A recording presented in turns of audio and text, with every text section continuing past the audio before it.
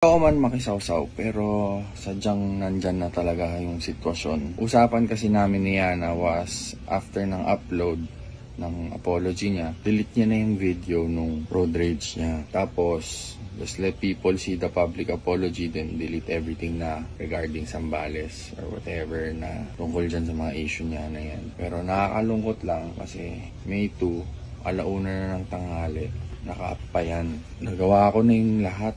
Welcome back, Professor Jason X here. Anything and everything. So we have a major update, no? And yan, correction pala, no? So it turns out the guy is named Boss Carl. So Boss Carl pala yung name niya. And meron siyang release na video on Facebook. It is a lengthy video. I suggest you check it out. And dun in-explain niya yung buong storya, no? And yung gist ng story is that he gave good advice to Yana, pero na-frustrate siya kasi si Yana still did not delete the video.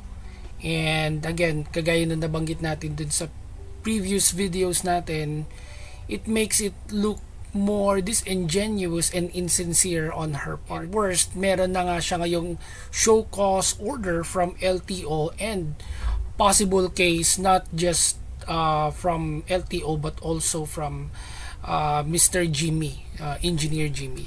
So nagkaroon ng event si Rendon, which is yung motivated na ride papuntang Cotto Mines. Dumaming influencers na sasama and kasama kami doon, na-invite kami. So nagkaroon. Pangalawa, walang motor na pwede off-road si Yana. So pinahiram ko ng motorsiklo. Kasi dami naman naming motor and gusto ko ma-experience niya yung sarap ng buhay. So doon sa video, in-explain niya na ang event na to ay sponsored by Rendon, which is named Motivated, and it happened in Cotto Mines in Zambales. And based dun sa video, itong si Boss Carl, inadmit niya na siya ang nag-share ng dirt bike kay Yana.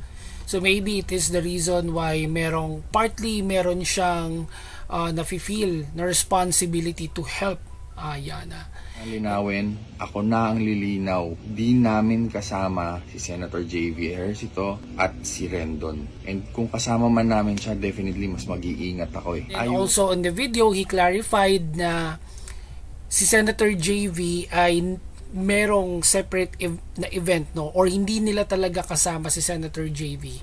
Nag-camp sila pero later on, naghiwalay din sila ng route. Okay? And then on the same video, in-explain niya na dun daw kasi when driving sa sand, kailangan mo minsan mag-speed up.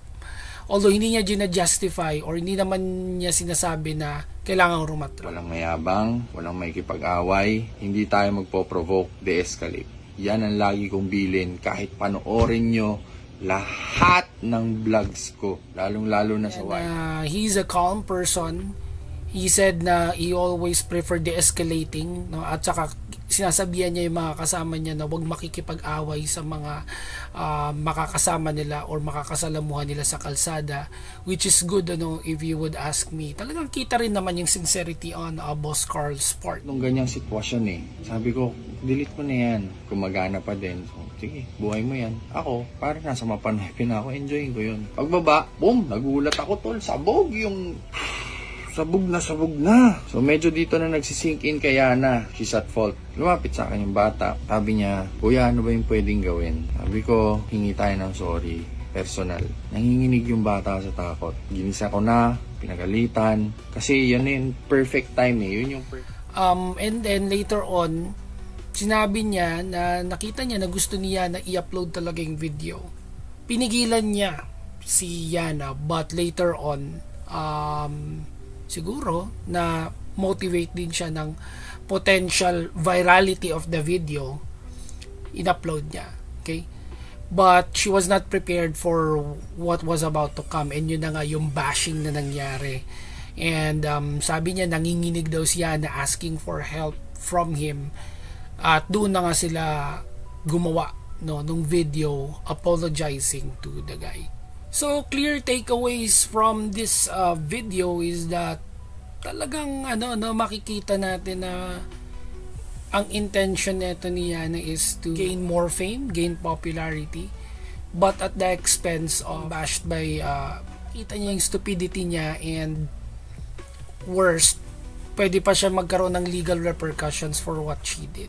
While a lot has expressed support for Boss Carl and applauded his efforts na i-explain yung situation, yung iba nagagalit on why he is defending the girl, kasi clearly makikita mo naman talaga na she made her decision and now she let her face the consequences of that decision, which is, I think, is... You guys, what do you think about the developments of this situation? Put it down in the comments. Let's keep it respectful, and thank you so much. Catch you in the next videos.